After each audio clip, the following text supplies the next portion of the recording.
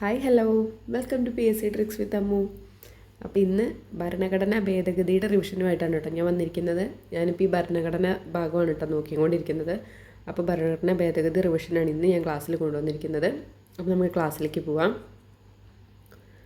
ഭരണഘടനാ ഭേദഗതിയെക്കുറിച്ച് പ്രതിപാദിക്കുന്ന ഭരണഘടനയിലെ ആർട്ടിക്കിൾ ഏതാണ്? 368 368 ഭരണഘടനാ ഭേദഗതിയെക്കുറിച്ച് പ്രതിപാദിക്കുന്ന ഭരണഘടനയിലെ ആർട്ടിക്കിൾ എന്ന് പറയുന്നത്.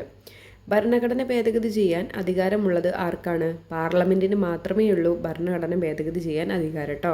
പാർലമെൻറ്റാണ് ഭരണഘടന ഭേദഗതി ചെയ്യുന്നത്. ഭരണഘടനാ ഭേദഗതി എന്ന ആശയം ഇന്ത്യൻ ഭരണഘടന കടമെടുത്തിരിക്കുന്ന രാജ്യം ദക്ഷിണാഫ്രിക്കയാണ് കേട്ടോ. ഭരണഘടനാ ഭേദഗതി എന്ന ആശയം ഇന്ത്യൻ ഭരണഘടന കടമെടുത്തിരിക്കുന്നത് ദക്ഷിണാഫ്രിക്കയിൽ നിന്നാണ്. 42ാം ഭരണഘടനാ ഭേദഗതി ഇമ്പോർട്ടൻ്റ് ആയിട്ടുള്ളൊരു ഭരണഘടനാ ഭേദഗതിയാണല്ലേ 42ാമത്. എപ്പോഴും ചോദിച്ചുകൊണ്ടേ ഇരിക്കുന്നതാണ്.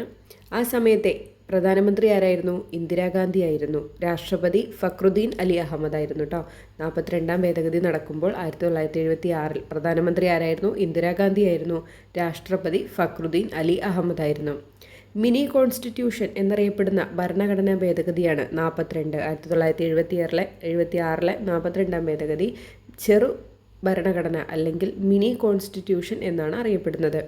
ഇനി ഇത് ശുപാർശ ചെയ്ത കമ്മിറ്റി ഏതാണ്? സ്വരൺ സിംഗ് കമ്മിറ്റിയാണ് 42ാം ഭരണഘടനാ ഭേദഗതി ശുപാർശ ചെയ്തത് കേട്ടോ. അപ്പോൾ 42ാം ഭരണഘടനാ ഭേദഗതി ശുപാർശ ചെയ്ത കമ്മിറ്റി ഏതാണെന്ന് ചോദിച്ചാൽ ഏതാണ്? സ്വരൺ സിംഗ് കമ്മിറ്റിയാണ്. 42ാം ഭരണഘടനാ ഭേദഗതി പാർലമെൻറ്റിൽ പാസ്സായ വർഷം എത്രയാണ്? 1976 ഭരണഘടന ഭേദഗതി പാർലമെൻറ്റിൽ പാസ്സാവുകയും 1977 ജനുവരി 3 അത് നിലവിൽ വരികയും ചെയ്തു കേട്ടോ. 42ാമത്തെ ഭരണഘടനാ ഭേദഗതി 1976 പാർലമെൻറ്റിൽ പാസ്സായി. ശേഷം 1977 ജനുവരി 3 അത് നിലവിൽ വരുന്നത്. ഓർത്തിരിക്കണേ. ഭരണഘടനയുടെ ആമുഖം ഭേദഗതി ചെയ്ത ഏക ഭരണഘടനാ ഭേദഗതിയാണ് ഈ 42 എന്ന് പറയുന്നത്. അപ്പോൾ ഭരണഘടനയുടെ ആമുഖം എത്ര വട്ടം ഭേദഗതി ചെയ്തിട്ടുണ്ടെന്ന് ചോദിച്ചാൽ ഒരു വട്ടമാണ് ഭേദഗതി ചെയ്തിട്ടുള്ളത്. 42ാമത്തെ ഭേദഗതി വഴിയായിരുന്നു കേട്ടോ. 1976. ഈ ഭേദഗതി വഴി കൂട്ടിച്ചേർത്ത മൗലിക കടമകളുടെ എണ്ണം എത്രയാണ്? 10 മൗലിക കടമകളാണ് ഈ ഭേദഗതി വഴി കൂട്ടിച്ചേർത്തിട്ടുള്ളത്. ഇനി 1976 42ാം ഭേദഗതി പ്രകാരം സംസ്ഥാന ലിസ്റ്റിൽ നിന്നും കൺകറൻറ്റ് ലിസ്റ്റിലേക്ക് മാറ്റപ്പെട്ട വിഷയങ്ങളുടെ എണ്ണം 5 എണ്ണമായിരുന്നു. സംസ്ഥാന ലിസ്റ്റിൽ നിന്നും കൺകറൻറ്റ് ലിസ്റ്റിലേക്ക് ഈ 42ാം ഭരണഘടനാ ഭേദഗതി വഴി മാറ്റിയത് കേട്ടോ. ഏതൊക്കെയായിരുന്നു? വിദ്യാഭ്യാസം, വനം, അളവ് തൂക്കം, വന്യജീവികളുടെയും പക്ഷികളുടെയും സംരക്ഷണം, സുപ്രീം കോടതിയും ഹൈക്കോടതിയും ഒഴികെയുള്ള മറ്റു കോടതികളിലെ ഭരണസമ്പ്രദായം എന്നിവയാണ് സംസ്ഥാന ലിസ്റ്റിൽ നിന്നും കൺകറൻറ്റ് ലിസ്റ്റിലേക്ക് മാറ്റപ്പെട്ട വിഷയങ്ങൾ കേട്ടോ. ഇനി ഈ ഭരണഘടനാ ഭേദഗതിയിലൂടെ നിർദ്ദേശ തത്വങ്ങളിൽ ചില അനുച്ഛേദങ്ങൾ കൂട്ടിയിട്ടുണ്ട്. എത്ര എണ്ണം കൂട്ടിയിട്ടുണ്ട്? 3 അനുച്ഛേദങ്ങളാണ് ആഡ് ചെയ്തിരിക്കുന്നത്. ഏതൊക്കെയാണ്? Article 39A, article 43A, article 48A. അപ്പോൾ 39A എന്ന് പറഞ്ഞാൽ തുല്യനീതി സൗജന്യ നിയമസഹായമാണ് മുന്നോട്ട് വയ്ക്കുന്നത്.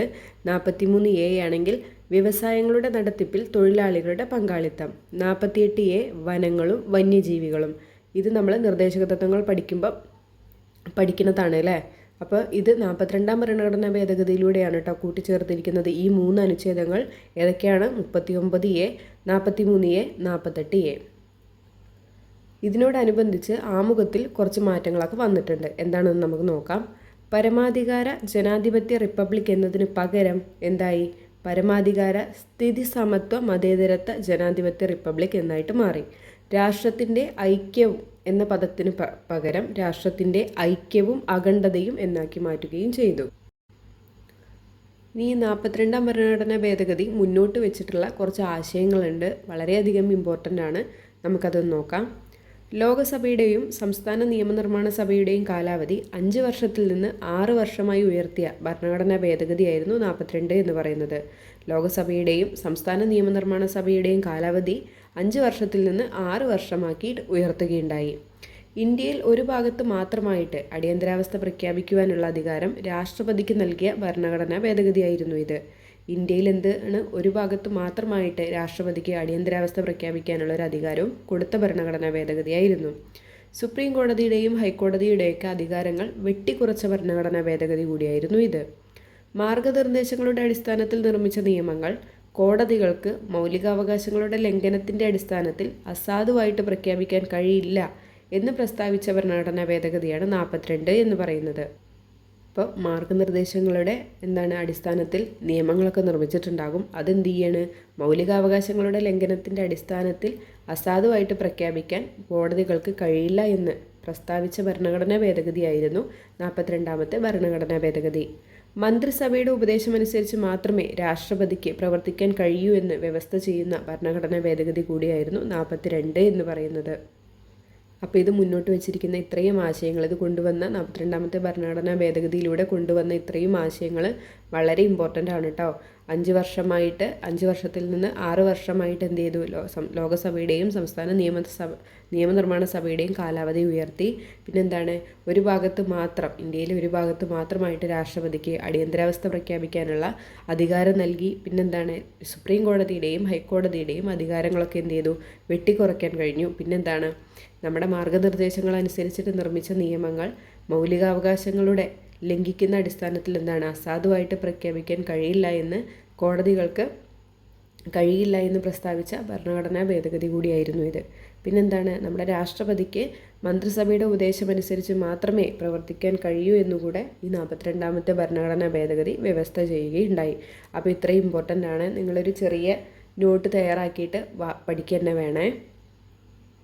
ഇനി മൗലിക കടമകളെപ്പറ്റി പ്രതിപാദിക്കുന്ന ഭാഗം 4A ട്രൈബ്യൂണലിനെ കുറിച്ച് പ്രതിപാദിക്കുന്ന ഭാഗം 14A 42ാമത്തെ ഭേദഗതിയിലൂടെ കൂട്ടിച്ചേർത്തിട്ടുള്ള ഭാഗങ്ങളാണെന്ന് ഓർത്തിരിക്കുക കേട്ടോ. മൗലിക കടമകളെപ്പറ്റി പ്രതിപാദിക്കുന്ന ഭാഗം 4A ട്രൈബ്യൂണലിനെ കുറിച്ച് പ്രതിപാദിക്കുന്ന ഭാഗം 14A 42ാമത്തെ ഭേദഗതിയിലൂടെ കൂട്ടിച്ചേർത്തിട്ടുള്ള ഭാഗങ്ങളാണെന്ന് ഓർത്തിരിക്കണേ. ഇനി നമുക്ക് ഇന്ന് വന്ന കുറച്ച് ക്വസ്റ്റ്യൻസ് നോക്കാം. മൗലിക കടമകൾ ഇന്ത്യൻ ഭരണഘടനയോട് കൂട്ടിച്ചേർത്ത ഭരണഘടനാ ഭേദഗതി ഏതാണ്? 42 അല്ലേ? 42 മൗലിക കടമകൾ ഇന്ത്യൻ ഭരണഘടനയോട് കൂട്ടിച്ചേർത്തിട്ടുള്ള ഭരണഘടനാ ഭേദഗതി എന്ന് പറയുന്നത്. എത്ര മൗലിക കടമകളാണ് കൂട്ടിച്ചേർത്തത്? 10 മൗലിക കടമകളാണ് കൂട്ടിച്ചേർത്തത്. താഴെ പറയുന്നവയിൽ തെറ്റായ വസ്തുതകൾ ഏതെല്ലാമാണ്? തെറ്റായതാണെന്ന് ചോദിച്ചിരിക്കുന്നത്. ലോകസഭയുടെ കാലാവധി 6 വർഷത്തിൽ നിന്ന് 5 വർഷമാക്കി മാറ്റിയത് 42ാം ഭരണഘടനാ ഭേദഗതിയിലൂടെയാണ്. തെറ്റാണ് അല്ലേ? നമ്മളിപ്പോൾ പഠിച്ചേയുള്ളൂ. ഉയർത്തുകയാണല്ലേ ഉണ്ടായത്. 5 വർഷത്തിൽ നിന്ന് 6 വർഷമാക്കിയിട്ട് ഉയർത്തുകയാണ് 42ാം ഭരണഘടനാ ഭേദഗതിയിലൂടെ ചെയ്തത്. 44ാം ഭരണഘടനാ ഭേദഗതിയിലൂടെ സ്വത്തവകാശം മൗലികാവകാശം അല്ലാതാക്കി തീർത്തു. അത് ശരിയാണ് അല്ലേ?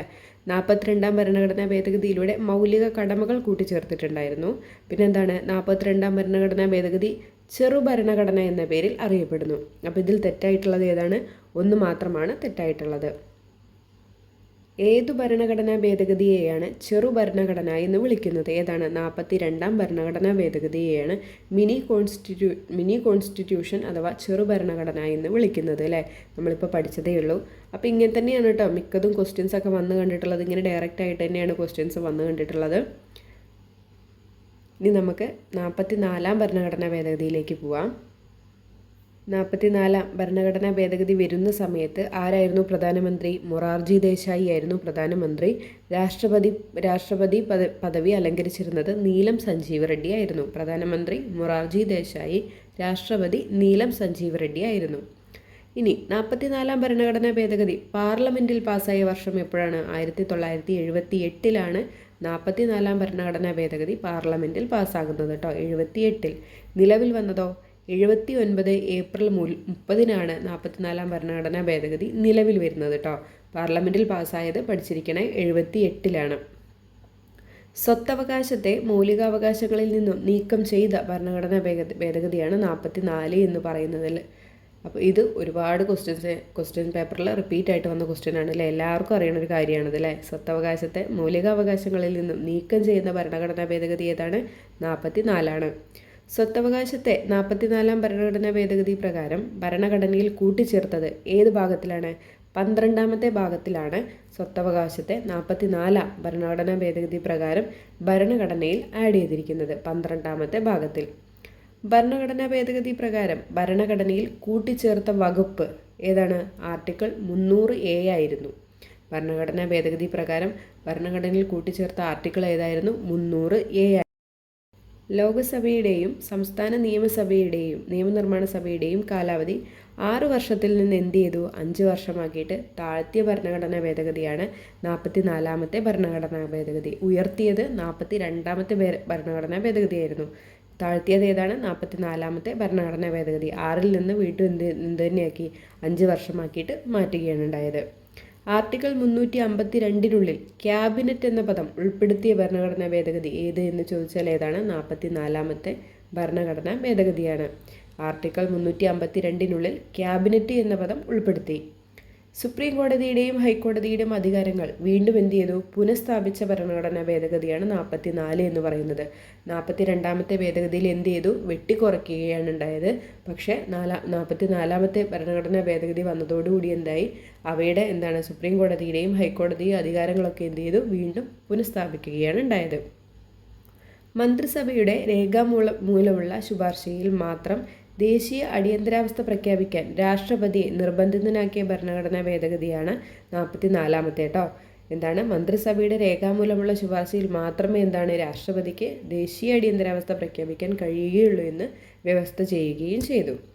ആർട്ടിക്കിൾ 352 പ്രകാരം അടിയന്തരാവസ്ഥ പ്രഖ്യാപിക്കാനുള്ള കാരണങ്ങളിൽ ഒന്നായ ആഭ്യന്തര അസ്വസ്ഥത എന്ന പദത്തിന് പകരം എന്ത് ചേർത്തു? സായുധ വിപ്ലവം എന്നാക്കി മാറ്റി. അപ്പോൾ 352 പ്രകാരം അടിയന്തരാവസ്ഥ പ്രഖ്യാപിക്കാനുള്ള കാരണങ്ങളിൽ ഒന്നായിരുന്നു ആഭ്യന്തര അസ്വസ്ഥത എന്ന് പറയുന്നത്. ആ പദം എടുത്തൊഴിവാക്കിയിട്ട് സായുധ വിപ്ലവം എന്ന പദം കൊണ്ടുവന്ന ഭരണഘടനാ ഭേദഗതിയാണ് 44-ാമത്തെ ഭരണഘടനാ ഭേദഗതി എന്ന് പറയുന്നത്. കൂടാതെ 2 ആർട്ടിക്കിൾ എന്ത് ചെയ്തു? റദ്ദ് ചെയ്യുവാൻ കഴിയില്ല എന്നും വ്യവസ്ഥ ചെയ്തു. ഏതൊക്കെയായിരുന്നു? ദേശീയ അടിയന്തരാവസ്ഥ കാലത്ത് ആർട്ടിക്കിൾ 20, ആർട്ടിക്കിൾ 21 എന്നിവ റദ്ദ് ചെയ്യാൻ കഴിയില്ല എന്ന് വ്യവസ്ഥ ചെയ്ത ഭരണഘടന ഭേദഗതി കൂടിയായിരുന്നു 44 എന്ന് പറയുന്നത്. എന്താണ് 20? ആർട്ടിക്കിൾ 20 എന്താണ്? കുറ്റങ്ങൾ സ്ഥാപിക്കുന്നത് സംബന്ധിച്ചുള്ള സംരക്ഷണത്തെ നിർവചിക്കുന്നതാണ് ആർട്ടിക്കിൾ 20 കേട്ടോ. ആർട്ടിക്കിൾ 20 എന്താണ്? കുറ്റങ്ങൾ സ്ഥാപിക്കുന്നത് സംബന്ധിച്ചുള്ള സംരക്ഷണവുമായി ബന്ധപ്പെട്ടിട്ടുള്ള ആർട്ടിക്കിളാണ് 20 എന്ന് പറയുന്നത്. 21 എന്താണ്? നമുക്ക് എല്ലാവർക്കും അറിയാം അല്ലേ? ജീവനും വ്യക്തി സ്വാതന്ത്ര്യത്തിനുമുള്ള അവകാശത്തെ നിർവചിച്ചിരിക്കുന്നത് എവിടെയാണ്? ആർട്ടിക്കിൾ 21-ലാണ്. ജീവനും വ്യക്തി സ്വാതന്ത്ര്യത്തിനുമുള്ള അവകാശമാണ് ആർട്ടിക്കിൾ 21-ൽ പറയുന്നത് കേട്ടോ. 20ഉം 21ഉം ഇവ എന്ത് ചെയ്തു? അടിയന്തരാവസ്ഥ കാലത്ത് എന്താക്കാൻ പറ്റില്ല? റദ്ദ് ചെയ്യാൻ കഴിയില്ല എന്നുകൂടെ 44-ാമത്തെ ഭരണഘടനാ ഭേദഗതി വ്യവസ്ഥ ചെയ്തു. താഴെ പറയുന്ന പ്രസ്താവനകളിൽ ഇന്ത്യൻ ഭരണഘടനയിൽ ഉൾപ്പെടുത്തിയിരിക്കുന്ന മൗലികാവകാശങ്ങളുമായി ബന്ധപ്പെട്ട ശരിയായ പ്രസ്താവന. ശരിയായതാണ് കേട്ടോ ചോദിച്ചിരിക്കുന്നത്. മൗലികാവകാശങ്ങൾ എന്ന ആശയം ഫ്രാൻസിൻ്റെ ഭരണഘടനയിൽ നിന്നാണ് കടമെടുത്തിരിക്കുന്നത്. തെറ്റാണ് അല്ലേ? മൗലികാവകാശങ്ങൾ എവിടെ നിന്നാണ്? അമേരിക്കയിൽ നിന്നാണ് കേട്ടോ എടുത്തിരിക്കുന്നത്. മൗലികാവകാശങ്ങൾ എന്ന ആശയം കടമെടുത്തിരിക്കുന്നത് അമേരിക്കയിൽ നിന്നാണ്. 1978-ലെ 44-ാമത് ഭരണഘടനാ ഭേദഗതിയിലൂടെ സ്വത്തവകാശം മൗലികാവകാശങ്ങളുടെ പട്ടികയിൽ നിന്നും നീക്കം ചെയ്യുകയാണ് ഉണ്ടായത്. ശരിയാണ് അല്ലേ? 78-ലെ 44-ാമത് ഭരണഘടനാ ഭേദഗതിയിലൂടെയാണ് സ്വത്തവകാശം എന്താക്കിയത്? മൗലികാവകാശങ്ങളുടെ പട്ടികയിൽ നിന്ന് നീക്കം ചെയ്തത്.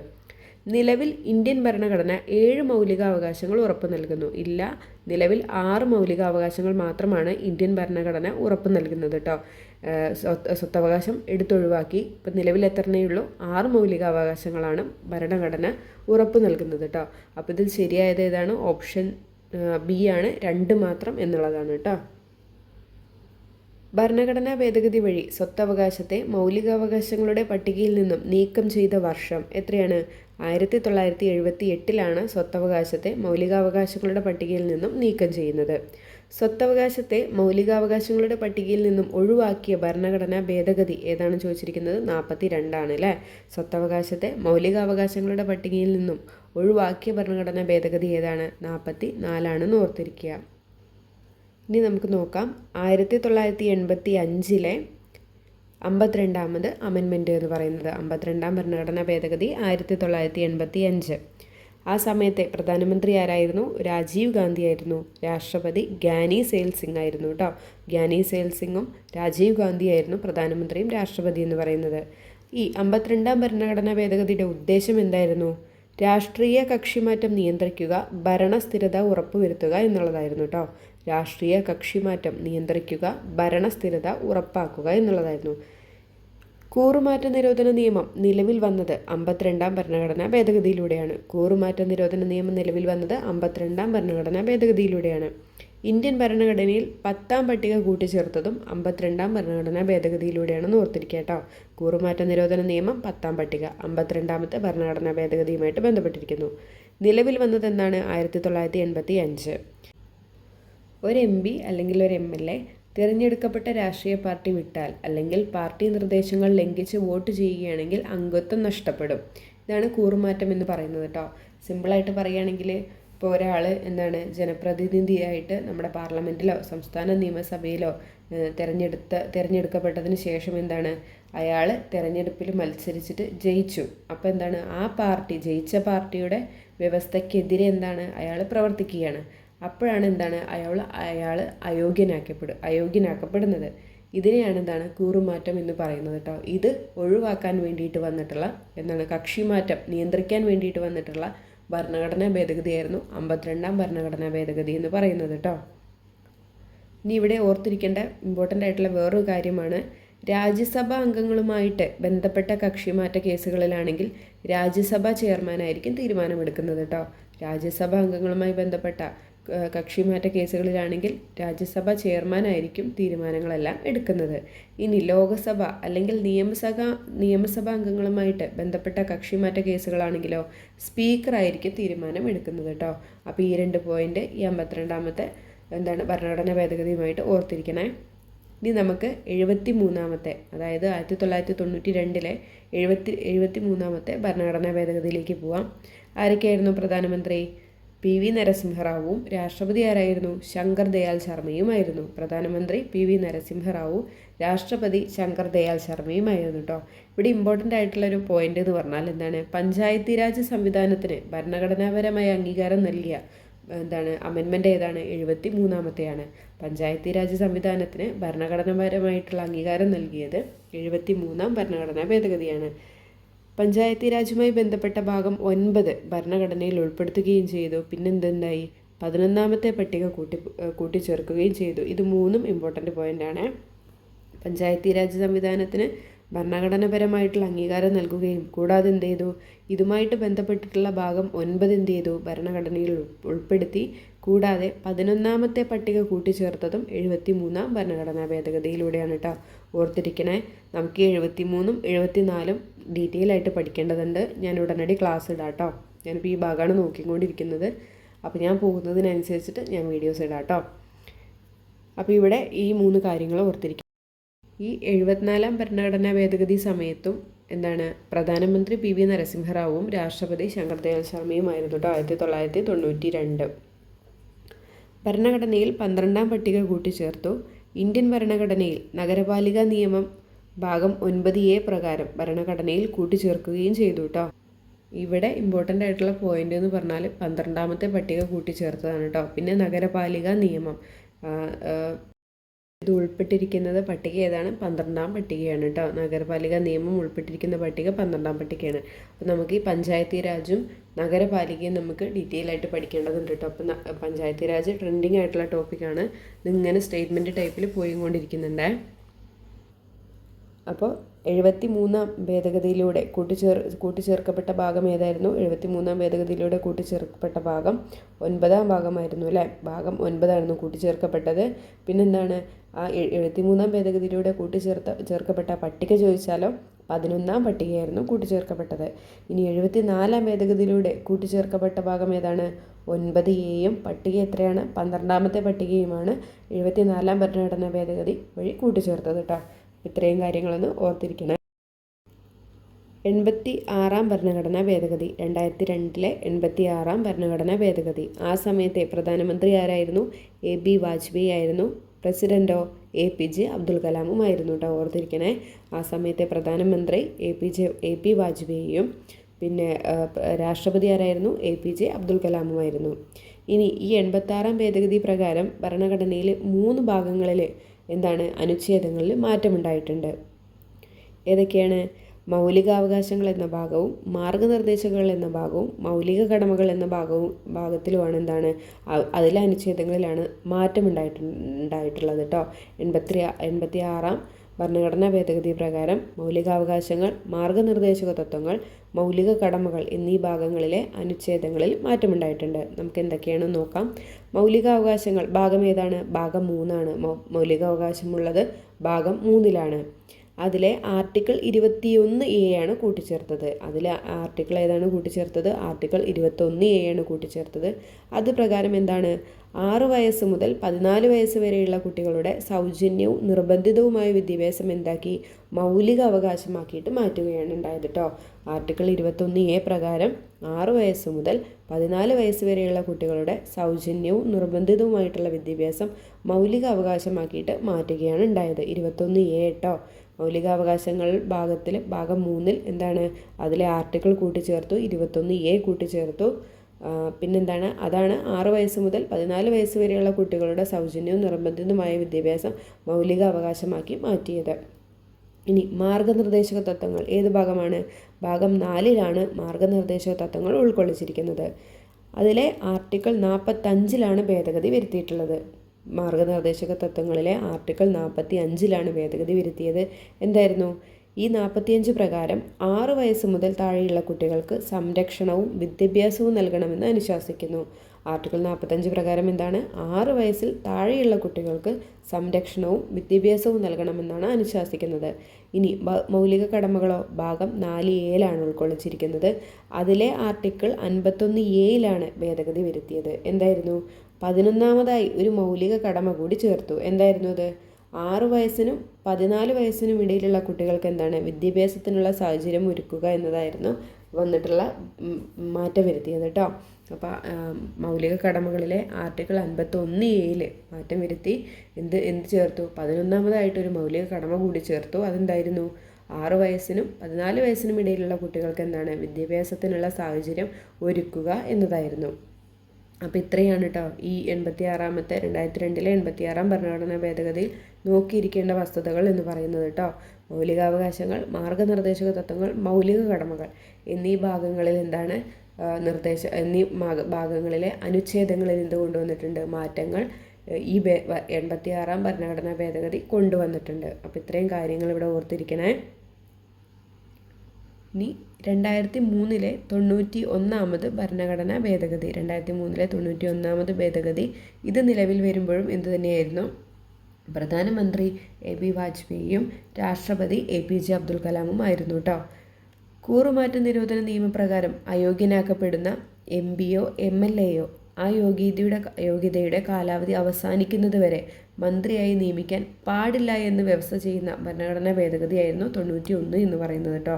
ഇപ്പോൾ കൂറുമാറ്റ നിരോധന നിയമപ്രകാരം അയോഗ്യനാക്കപ്പെടുന്ന ഒരു MPയോ MLA ഒക്കെ ഉണ്ടെങ്കിൽ എന്താണ്? ആ യോഗ്യതയുടെ കാലാവധി അവസാനിക്കുന്നത് വരെ അദ്ദേഹത്തെ അവിടെ മന്ത്രി പദവി അലങ്കരിക്കാൻ എന്താണ് അവിടെ ഇരുത്തരുത് എന്ന് വ്യവസ്ഥ ചെയ്യുന്ന ഭരണഘടനാ ഭേദഗതിയായിരുന്നു 93 ഭരണഘടനാ ഭേദഗതി എന്ന് പറയുന്നത്. പിന്നെന്തായിരുന്നു കൊണ്ടുവന്നത്? കേന്ദ്രത്തിലും സംസ്ഥാനങ്ങളിലും മന്ത്രിമാരുടെ എണ്ണം യഥാക്രമം ലോകസഭയിലെയും സംസ്ഥാനത്തെ ലെജിസ്ലേറ്റീവ് അസംബ്ലിയിലുമുള്ള ആകെ എണ്ണത്തിൻ്റെ 15% കൂടാൻ പാടില്ലെന്ന് വ്യവസ്ഥ ചെയ്തു. അതായത് ഇപ്പം നമ്മുടെ കേരള നിയമസഭയിൽ തിരഞ്ഞെടുക്കപ്പെട്ട അംഗങ്ങൾ എത്രയാണുള്ളത്? 140 ഉള്ളത്. അപ്പോൾ ഈ 140ൻ്റെ 15% എന്ന് പറയുന്നത് 15% എന്ന് പറയുന്നത് എത്രയാണ്? 21. അതാണ് ഇവിടെ പറയുന്നത് കേട്ടോ. അപ്പം നമ്മുടെ കേരള മന്ത്രിസഭയിൽ 21 മന്ത്രിമാരിൽ എന്താണ്? കൂടാൻ പാടില്ല. അതാണ് ഈ പറയുന്നത് കേട്ടോ. പക്ഷെ എന്താണ്? സംസ്ഥാനങ്ങളുടെ കാര്യത്തിൽ എന്താണ്? മന്ത്രിമാരുടെ എണ്ണം 12 കുറയാനും പാടില്ല കേട്ടോ. അതൊന്ന് ഓർത്തിരിക്കണേ. സംസ്ഥാനങ്ങളുടെ കാര്യത്തിലാണെങ്കിൽ മന്ത്രിമാരുടെ എണ്ണം 12 കുറയാൻ പാടില്ല. പക്ഷേ എന്താണ്? കേരള മന്ത്രിസഭയിൽ എന്താണ്? 21 മന്ത്രിമാരിൽ കൂടാനും പാടില്ല. അതാണ് ഇവിടെ പറയുന്നത് കേട്ടോ. നമ്മുടെ കേന്ദ്രത്തിലും സംസ്ഥാനങ്ങളിലും മന്ത്രിമാരുടെ എണ്ണം യഥാക്രമം ലോകസഭയിലും സംസ്ഥാനത്തെ ലെജിസ്ലേറ്റീവ് അസംബ്ലിയിലുമുള്ള ആകെ എണ്ണത്തിൻ്റെ 15% കൂടാൻ പാടില്ലെന്ന് വ്യവസ്ഥ ചെയ്തു.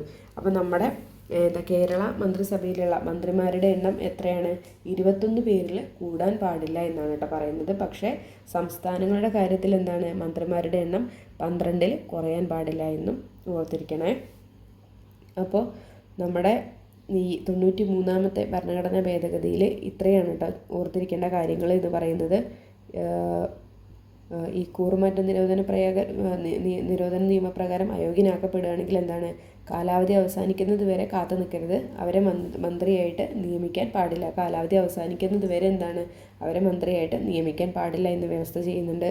പിന്നെന്താണ്, നമ്മുടെ കേന്ദ്രത്തിലും സംസ്ഥാനങ്ങളിലും എന്താണ് മന്ത്രിമാരുടെ എണ്ണം യഥാക്രമം ലോകസഭയിലെയും സംസ്ഥാനത്തെ ലെജിസ്ലേറ്റീവ് അസംബ്ലിയിലുമുള്ള ആകെ എണ്ണത്തിൻ്റെ 15% കൂടാൻ പാടില്ലെന്ന് വ്യവസ്ഥ ചെയ്തു. ഇങ്ങനെ തന്നെ ആയിരിക്കട്ടെ ചോദിക്കുക. അതേത് ഭരണഘടനാ ഭേദഗതി അങ്ങനെയൊക്കെ ആയിരിക്കും ചോദിക്കുന്നുണ്ടാവുക. ഏതാണ്? 91ാമത്തെ ഭരണഘടനാ ഭേദഗതിയാണ്. ഇനി നമുക്ക് നമ്മുടെ ICRTയിൽ ഈ ഭരണഘടനാ ഭേദഗതികളെക്കുറിച്ച് പറയുന്നുണ്ട്. ഇത് ഞാനിവിടെ എടുത്തിരിക്കുന്നത് 7ാം ക്ലാസ്സിലെ ഒരു ചാപ്റ്ററാണ് കേട്ടോ. സോഷ്യൽ സയൻസിലെ 3ാമത്തെ ചാപ്റ്ററാണ്. 7ാം ക്ലാസ്സിലെ സോഷ്യൽ സയൻസിലെ 3ാമത്തെ ചാപ്റ്ററാണ്. പേര് വന്നിട്ട് ഭരണഘടനയും വഴികാട്ടിയും എന്ന് പറഞ്ഞിട്ടുള്ള ഒരു ചാപ്റ്ററാണ്. അപ്പോൾ അതിൽ കുറച്ച് കാര്യങ്ങൾ പറയുന്നുണ്ട്. നമുക്കതും കൂടെ ഒന്ന് കവർ ചെയ്തിട്ട് പോവാം. കാലാനുസൃതമായി മാറ്റങ്ങൾ വരുത്താവുന്ന ഒന്നാണ് നമ്മുടെ ഭരണഘടന. മാറുന്ന സാമൂഹിക ആവശ്യങ്ങൾ പരിഗണിച്ച് ഭരണഘടനയിൽ മാറ്റങ്ങൾ വരുത്തുന്ന പ്രക്രിയയാണ് ഭരണഘടനാ ഭേദഗതി എന്ന് പറയുന്നത്. എങ്ങനെയെല്ലാം ഭേദഗതികൾ വരുത്താമെന്ന് ഭരണഘടന തന്നെ വിശദീകരിക്കുന്നുണ്ട്. 368ാം വകുപ്പ് പ്രകാരം ഭരണഘടന ഭേദഗതി ചെയ്യാനുള്ള അധികാരം ആർക്കാണ്? പാർലമെൻറ്റിനാണുള്ളത്. എന്നാൽ ഭരണഘടനയുടെ അടിസ്ഥാന ഘടന ഭേദഗതി ചെയ്യാൻ പാടുള്ളതല്ല. എന്താണ് ഭരണഘടനയുടെ അടിസ്ഥാന ഘടന ഭേദഗതി ചെയ്യാൻ പാടില്ല. പക്ഷേ 368ാം വകുപ്പ് പ്രകാരം ഭരണഘടന ഭേദഗതി ചെയ്യാനുള്ള അധികാരം ആർക്കാണ്? പാർലമെൻറ്റിനാണ് അല്ലേ. പക്ഷേ അടിസ്ഥാന ഘടന ഭേദഗതി ചെയ്യാൻ പാടുള്ളതല്ല. ഇനി നോക്കൂ, അടിത്തറ ഇളകരുത് എന്ന് പറഞ്ഞിട്ടൊരു ടോപ്പിക് ഇവിടെ കൊടുത്തിട്ടുണ്ട്. 1973 കാസർഗോഡ് എടനീർ മഠത്തിൻ്റെ അധിപതിയായിരുന്ന കേശവാനന്ദ ഭാരതി കേരള സർക്കാരിനെതിരെ നൽകിയ കേസിലായിരുന്നു ഭരണഘടനയുടെ അടിസ്ഥാന ഘടനയിൽ യാതൊരു മാറ്റവും വരുത്തുവാൻ പാടില്ലെന്ന് സുപ്രീം കോടതി വിധിച്ചിട്ടുണ്ടായിരുന്നത്. ഇത് ഇവിടെ നമ്മുടെ കേശവാനന്ദ ഭാരതി കേസ് നമ്മൾ പഠിക്കുന്നതാണ് അല്ലേ, 1973. അതിലെന്താണ് പറഞ്ഞത്? ഭരണഘടനയുടെ അടിസ്ഥാന ഘടനയിൽ യാതൊരു മാറ്റവും വരുത്തുവാൻ പാടില്ലെന്നാണ് സുപ്രീം കോടതി വിധിച്ചത് കേട്ടോ. അപ്പോൾ ഭരണഘടനയുടെ അടിസ്ഥാന ഘടനയിൽ യാതൊരു മാറ്റവും വരുത്താൻ പാടില്ലെന്ന് സുപ്രീം കോടതി വിധിച്ചത് ഏത് കേസിലാണ്? 1973 കേശവാനന്ദ ഭാരതി കേസിലാണ്. എന്താണ് നമ്മുടെ ഭരണഘടനയുടെ അടിസ്ഥാന ഘടനയിൽ യാതൊരു തരത്തിലുള്ള മാറ്റവും വരുത്താൻ പാടില്ലെന്ന് സുപ്രീം കോടതി വിധിച്ചത്. വിദ്യാഭ്യാസം മൗലികാവകാശം ഒരു ബോക്സാണ്. വിദ്യാഭ്യാസം മൗലികാവകാശമാക്കപ്പെട്ടത് 2002 86ാം ഭരണഘടനാ ഭേദഗതി പ്രകാരമാണ്. ഈ വ്യവസ്ഥകൾ ഭരണഘടനയിൽ 21A വകുപ്പായി ചേർത്തിട്ടുണ്ട്. ഈ ഭേദഗതി അനുസരിച്ച് 2009 ഓഗസ്റ്റ് 4 നിലവിൽ വന്ന നിയമമാണ് വിദ്യാഭ്യാസ അവകാശ നിയമം എന്ന് പറയുന്നത്. അപ്പോൾ വിദ്യാഭ്യാസ അവകാശ നിയമം നിലവിൽ വന്നത് 2009 ഓഗസ്റ്റ് 4 6 മുതൽ 14 വയസ്സ് വരെയുള്ള പ്രായമുള്ള എല്ലാ കുട്ടികൾക്കും സൗജന്യവും നിർബന്ധിതവുമായ വിദ്യാഭ്യാസം ഉറപ്പുവരുത്തുന്നതാണ് പ്രസ്തുത നിയമം എന്ന് പറയുന്നത് കേട്ടോ. അപ്പോൾ 2009 ഓഗസ്റ്റ് 4 നിലവിൽ വന്ന നിയമം ഏതാണ്? വിദ്യാഭ്യാസ അവകാശ നിയമം 2009. അതിലെന്താണ് പറഞ്ഞിരിക്കുന്നത്? 6 വയസ്സ് മുതൽ 14 വയസ്സ് വരെയുള്ള പ്രായമുള്ള എല്ലാ കുട്ടികൾക്കും എന്താണ്? സൗജന്യവും നിർബന്ധിതവുമായ വിദ്യാഭ്യാസം ഉറപ്പുവരുത്തണമെന്നാണ് പറഞ്ഞിരിക്കുന്നത്. ചെറുഭരണഘടന നമ്മളിപ്പോൾ പഠിച്ചേ ഉള്ളൂ അല്ലേ. 1976 42ാം ഭേദഗതി വഴിയാണ് മതേതരത്വം, സോഷ്യലിസം, അഖണ്ഡത എന്നീ വാക്കുകൾ ഭരണഘടനയുടെ ആമുഖത്തിൽ എഴുതി ചേർത്തത്. ഭരണഘടനയിൽ വേറെയും ചില മാറ്റങ്ങൾ ഈ ഭേദഗതിയിലൂടെ വരുത്തിയിരുന്നു.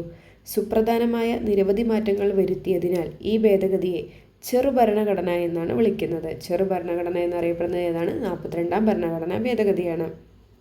അപ്പോൾ ഇത്രയും പോയിന്റ് വായിക്കുമ്പോൾ തന്നെ നമുക്കറിയാം അല്ലേ, ഇത് വളരെ ഇമ്പോർട്ടൻ്റ് ആണ്. ഈ കേശവാനന്ദ ഭാരതി കേസും ചെറുഭരണഘടനയും ഇത് തന്നെ ചോദിച്ചിട്ടുണ്ട്. ഇപ്പോൾ കുറേ റീസെൻ്റായിട്ട് നടന്ന എക്സാമിലൊക്കെ ചോദിച്ചു കണ്ടിട്ടുണ്ട്. നമുക്ക് ഭരണഘടനാ ഭേദഗതികൾ ഒന്നും കൂടെ നോടിച്ചു പോയി നോക്കാം. ഭരണഘടനാ ഭേദഗതികൾ മാറുന്ന സാമൂഹിക ആവശ്യങ്ങൾക്കനുസരിച്ച് ഭരണഘടനയിൽ മാറ്റങ്ങൾ വരുത്താവുന്നൊരു പ്രക്രിയയാണ് ഭരണഘടനാ ഭേദഗതി. ഇതൊക്കെ നമ്മളിപ്പോൾ പറഞ്ഞതാണ് അല്ലേ. ഭരണഘടനയുടെ അടിസ്ഥാന ഘടന ഭേദഗതി ചെയ്യാൻ പാടില്ല എന്ന് പറഞ്ഞു അല്ലേ. ഇങ്ങനെ പറഞ്ഞത് ഏത് കേസിലാണ്? കേശവാനന്ദ ഭാരതി കേസിലായിരുന്നു. 73 നമ്മളിപ്പോൾ പഠിച്ചേ ഉള്ളൂ. ഭരണഘടന ഭേദഗതി ചെയ്യുന്ന നടപടിക്രമത്തെക്കുറിച്ച് പ്രതിപാദിക്കുന്ന ഭരണഘടനാ വകുപ്പ് ഏതാണ്? ആർട്ടിക്കിൾ 368 ആണ് കേട്ടോ. ആർട്ടിക്കിൾ 368 ഭരണഘടന ഭേദഗതി ചെയ്യുന്ന നടപടിക്രമത്തെക്കുറിച്ച് പ്രതിപാദിക്കുന്ന ഭരണഘടനാ വകുപ്പ് എന്ന് പറയുന്നത്. ഭരണഘടന ഭേദഗതി ചെയ്യാനുള്ള അധികാരം ആർക്കാണ്? പാർലമെൻറ്റിനാണ്. ഈ ഭരണഘടനാ ഭേദഗതി എന്ന ആശയം ഇന്ത്യ കടമെടുത്തിരിക്കുന്നത് എവിടെ നിന്നാണ്? ദക്ഷിണാഫ്രിക്കയിൽ നിന്നാണ്. ഭരണഘടനാ ഭേദഗതി ആദ്യമായിട്ട് ചെയ്തത് എന്നാണ്? ഭരണഘടനാ ഭേദഗതി ആദ്യമായിട്ട് ചെയ്തത് 1951 ആദ്യമായിട്ട് ഭരണഘടന ഭേദഗതി ചെയ്യുന്നത്. ഭരണഘടനയുടെ ആമുഖം ആകെ ഒരു തവണയാണ് ഭേദഗതി ചെയ്തിട്ടുള്ളത് കേട്ടോ. പക്ഷേ ഇതിൽ കൊടുത്തിരിക്കുന്നത് 2024 ജൂലൈ വരെ എത്ര തവണ ഇന്ത്യൻ ഭരണഘടന ഭേദഗതി ചെയ്തിട്ടുണ്ടെന്നാണ്. 106 തവണ. പക്ഷേ ഇതിപ്പോൾ വേണ്ട, ഇപ്പോഴും ഒരുപാട് ഭരണഘടനാ ഭേദഗതികൾ വന്നിട്ടുണ്ട് റീസെൻ്റായിട്ട്. അപ്പോൾ നമുക്കത് വേണ്ട. ഇനി ആമുഖം ഭരണഘടനയുടെ ഭാഗമല്ല എന്ന് വിധിച്ചത് ഏത് കേസായിരുന്നു? ബെരുബാറി യൂണിയൻ കേസായിരുന്നു. 1960 ബെരുബാറി യൂണിയൻ കേസിലാണ് ആമുഖം എന്താണ്? ഭരണഘടനയുടെ ഭാഗമല്ല എന്ന് പറഞ്ഞത് കേട്ടോ. ആമുഖം ഭരണഘടനയുടെ ഭാഗമല്ല എന്ന് പറഞ്ഞത് ഏതാണ്? ബെരുബാറി യൂണിയൻ കേസാണ് കേട്ടോ. സുപ്രീം കോടതി വിധിച്ചു. ഇനി ആമുഖം ഭരണഘടനയുടെ ഭാഗമാണെന്ന് പറഞ്ഞതോ? കേശവാനന്ദ ഭാരതി കേസായിരുന്നു. 1973 കേശവാനന്ദ ഭാരതി കേസിൽ ആമുഖം ഭരണഘടനയുടെ ഭാഗമാണെന്ന് സുപ്രീം കോടതി വീണ്ടും വിധിക്കുകയുണ്ടായിട്ടോ. ഇവിടെ ഒന്നാം ഭേദഗതി കൊടുത്തിട്ടുണ്ട്. 1951 ആദ്യമായിട്ട് ഭരണഘടന ഭേദഗതി ചെയ്യുന്നത് അതാണ്. 51 ജവഹർലാൽ നെഹ്റു പ്രധാനമന്ത്രി ആയിരിക്കുകയാണ് കേട്ടോ. ആ സമയത്ത് പ്രസിഡന്റ് രാഷ്ട്രപതി ആരായിരുന്നു? ഡോക്ടർ രാജേന്ദ്ര പ്രസാദ് ആയിരുന്നു. 9ാം പട്ടിക കൂട്ടിച്ചേർത്ത ഭേദഗതിയായിരുന്നു കേട്ടോ ഈ 51 ഒന്നാം ഭേദഗതി എന്ന് പറയുന്നത്.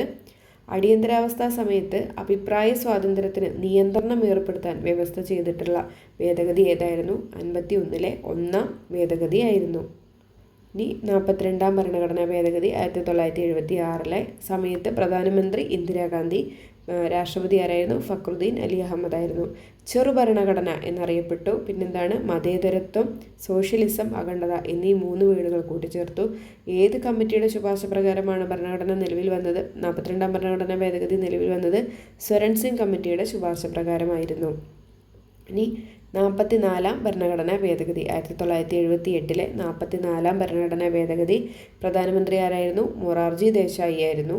പ്രസിഡന്റ് നീലം സഞ്ജീവ് റെഡ്ഡി ആയിരുന്നു. സ്വത്തവകാശത്തെ മൗലികാവകാശങ്ങളുടെ പട്ടികയിൽ നിന്നും നീക്കം ചെയ്ത ഭേദഗതിയായിരുന്നു. പിന്നെ സ്വത്തവകാശത്തെക്കുറിച്ച് പ്രതിപാദിക്കുന്ന അനുച്ഛേദം ഏതാണ്? 300A മുൻപ് എന്തായിരുന്നു? 31ാമത്തെ ആർട്ടിക്കിളിലായിരുന്നു. സ്വത്തവകാശത്തെ മൗലികാവകാശങ്ങളുടെ പട്ടികയിൽ നിന്ന് നീക്കം ചെയ്തതിനെ തുടർന്ന് ഏത് അനുച്ഛേദത്തിലായി? 300A. സ്വത്തവകാശത്തെക്കുറിച്ച് പ്രതിപാദിക്കുന്ന ഭരണഘടനാ ഭാഗം ഏതാണ്? 12. സ്വത്തവകാശത്തെക്കുറിച്ച് പ്രതിപാദിക്കുന്ന ഭരണഘടനാ ഭാഗം ഏതാണെന്ന് ചോദിച്ചാൽ 12. 73ാം ഭരണഘടനാ ഭേദഗതി 1992 73ാം ഭരണഘടനാ ഭേദഗതി പ്രധാനമന്ത്രി ആരായിരുന്നു? PV നരസിംഹറാവു ആയിരുന്നു. പ്രസിഡന്റോ? ശങ്കർ ദയാൽ ശർമ്മ. പഞ്ചായത്തി രാജിന് ഭരണഘടനാ സാധുത നൽകിയത് ഏത് ഭരണഘടനാ ഭേദഗതിയാണ്? 73ാമത്തെ ഭരണഘടനാ ഭേദഗതിയാണ് പഞ്ചായത്തി രാജിന് ഭരണഘടനാ സാധുത നൽകിയത്. പഞ്ചായത്തി രാജ് നിയമം എന്നറിയപ്പെടുന്ന ഭേദഗതിയാണ് 73ാം ഭരണഘടനാ ഭേദഗതി കേട്ടോ. പഞ്ചായത്തി രാജ് നിയമം എന്നും അറിയപ്പെടുന്ന ഭരണഘടനാ ഭേദഗതി ഏതാണ്? 73ാമത്തെ ഭരണഘടനാ ഭേദഗതിയാണ്. പിന്നെ നമ്മൾ പറഞ്ഞതുപോലെ 11ാമത്തെ പട്ടിക കൂട്ടിച്ചേർത്തിട്ടുണ്ട്. 74ാം ഭരണഘടനാ ഭേദഗതി ആര് തന്നെയായിരുന്നു? പ്രധാനമന്ത്രി PV നരസിംഹറാവുവും പ്രസിഡന്റ് ശങ്കർ ദയാൽ ശർമ്മയുമായിരുന്നു.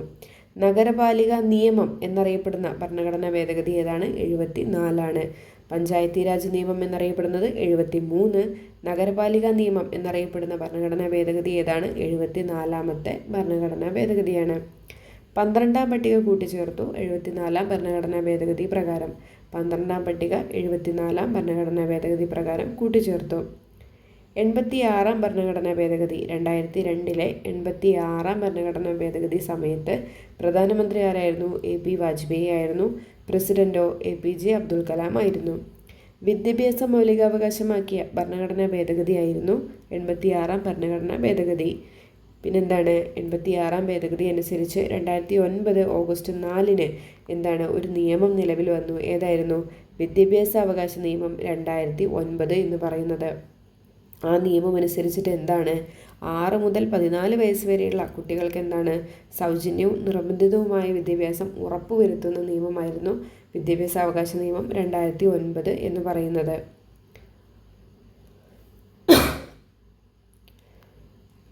കുട്ടികളുടെ അവകാശങ്ങൾ സംരക്ഷിക്കുന്നതിനു വേണ്ടി ദേശീയ തലത്തിൽ രൂപം കൊണ്ടൊരു സ്ഥാപനമാണ് ഏത്? ദേശീയ ബാലാവകാശ കമ്മീഷൻ എന്ന് പറയുന്നത്? മലാല യൂസഫ്സായിക്കൊപ്പം ഒപ്പം സമാധാനത്തിനുള്ള നോബൽ സമ്മാനം 2014 ലഭിച്ച കൈലാസ് സത്യാർത്ഥി ബാലവേലയ്ക്കെതിരെ പ്രവർത്തിക്കുന്നതിനായി രൂപം നൽകിയൊരു സംഘടനയായിരുന്നു ബച്പൻ ബച്ചാവോ ആന്തോളൻ എന്ന് പറയുന്നത് കേട്ടോ. അപ്പം ബച്പൻ ബച്ചാവോ ആന്തോളൻ എന്ന് പറഞ്ഞിട്ടുള്ള സംഘടന ആര് രൂപം നൽകിയതാണ്? കൈലാസ് സത്യാർത്ഥി രൂപം കൊടുത്തതാണ് കേട്ടോ. ഇത് ചോദിച്ചിട്ടുണ്ട് കേട്ടോ. മലാല യൂസഫ്സായിക്കൊപ്പം സമാധാനത്തിനുള്ള നോബൽ പുരസ്കാരം 2014 പങ്കിട്ടത് ആരെന്ന് ചോദിച്ചിട്ടുണ്ട്. ആരാണ്? കൈലാസ് സത്യാർത്ഥിയാണെന്ന് ഓർത്തിരിക്കുക കേട്ടോ. അപ്പോൾ ഇന്നത്തെ എൻ്റെ ക്ലാസ് ഇത്രയേ ഉള്ളൂ. എല്ലാവർക്കും ക്ലാസ് ഇഷ്ടമായി എന്ന് വിചാരിക്കുന്നു. പെട്ടെന്നൊന്ന് റിവൈസ് ചെയ്ത് പോയതാണ് കേട്ടോ. ഞാൻ ഇന്ന് ഈ ടോപ്പിക്കാണ് പഠിച്ചത്, അതുകൊണ്ടാണ് ഞാൻ ഇതിൻ്റെ ക്ലാസ്സായിട്ട് ഇടുന്നത് കേട്ടോ. അപ്പോൾ പുതിയ കൂട്ടുകാരുണ്ടെങ്കിൽ ക്ലാസ് ഇഷ്ടപ്പെടുകയാണെങ്കിൽ മാത്രം ഒന്ന് സബ്സ്ക്രൈബ് ചെയ്തിട്ട് സപ്പോർട്ട് ചെയ്തേക്കണേ. പിന്നെ നിങ്ങൾക്കത് ഇൻഫോർമേറ്റീവായിട്ട് തോന്നുകയാണെങ്കിൽ ലൈക്ക് ചെയ്യാനും നിങ്ങളുടെ അഭിപ്രായങ്ങളൊക്കെ കമൻ്റ് ആക്കിയിട്ട് രേഖപ്പെടുത്താനും മറക്കരുതേ. ഇനി ഞാൻ നല്ലൊരു വീഡിയോ ആയിട്ട് കാണാം.